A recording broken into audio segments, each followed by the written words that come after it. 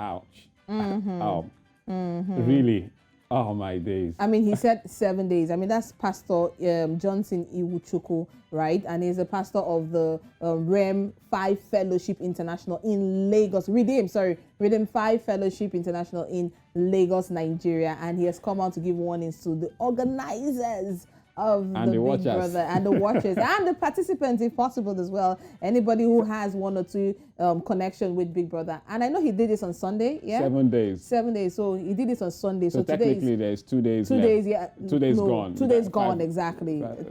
Well, and he's saying that death will visit the household of each of these kinds of people. Wow. Okay.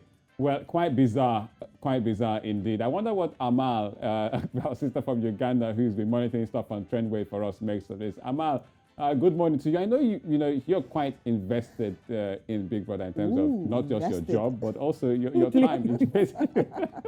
I wonder if the 7 days account, also applies to you. After that prophecy, I just said a little prayer for myself because I don't want any angel visiting me. But talking about Big Brother, we were all thrown off yesterday morning when Dorathy posted on her Instagram stories about EFCC allegedly, should I say allegedly, breaking into her home. She said she found them actually in her living room and they were, they said, oh, this is a Big Brother girl. Now, just a little background for those who may not know Dorathy. She was a contestant in the Big Brother Nigeria season 5. So obviously, she obviously has a lot of fans. So you can only imagine how the whole of social media was quite concerned.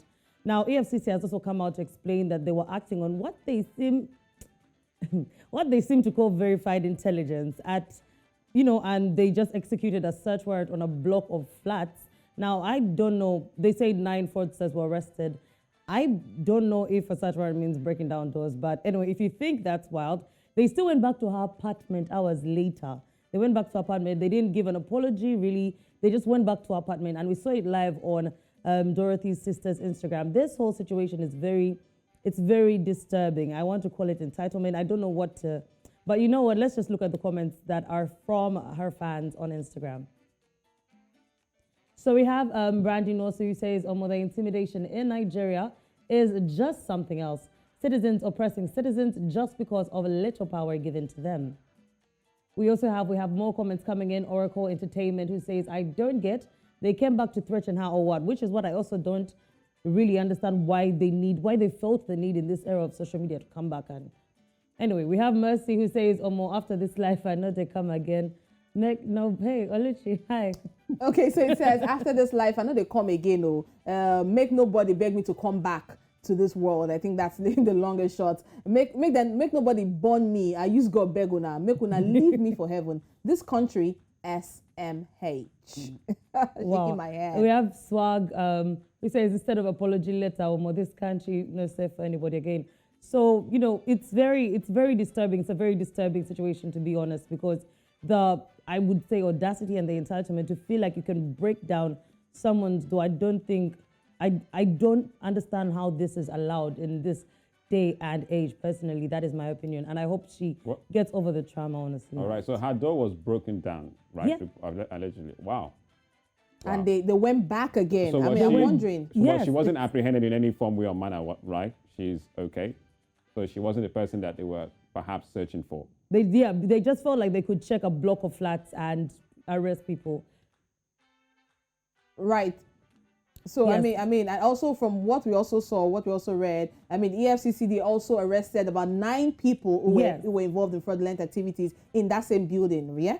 Yes, they say that in the block of flats arrested 9 fraudsters, so that's why they had to go apartment to apartment. But it's still, you could knock. I don't see why you'd break down someone's door at 4:45 a.m. There are reports that perhaps she was invited to their offices and also released later. Any follow-ups on that? Been released.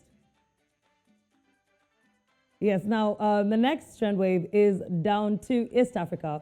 Now get this, guys. I don't know whether to honestly laugh or to congratulate these guys, because it might be something serious that needs attention, but not many countries have passed this law. Now a new law has been passed in Nairobi in Kenya, which this states that if you are caught spitting, if you're caught without a handkerchief, sneezing without a handkerchief, you can be arrested and you can be fined. They stated that this is just basically to keep Nairobi hygienic. If you're also caught, I don't know if I can say the words, peeing basically, or, defecating, you can also be arrested or fined basically. Sleeping in kitchens or food stores, among other misdemeanors. Now, divorces risk being fined anything between 10,000 Kenya shillings and 500,000 Kenya shillings. Now, in Naira, that's around 37,000 Naira to close to 2 million, 2 million, just because you couldn't go to a toilet, guys. So you can actually serve an imprisonment term from 6 to 12 months.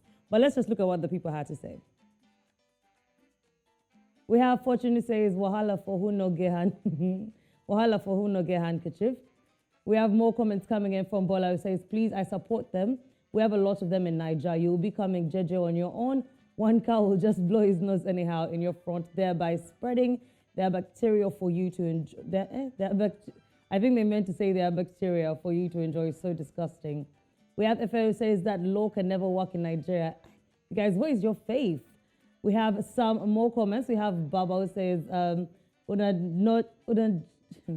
Una just no get problem at all. That's what. So social media is actually quite torn with this, because some people feel like it's not an important law that needs to be passed. Like, why are you scared about people's handkerchiefs? Other people feel like even in these COVID times, this is an important law because you need to keep the place hygienic, because Nairobi is the face of Kenya, to be honest.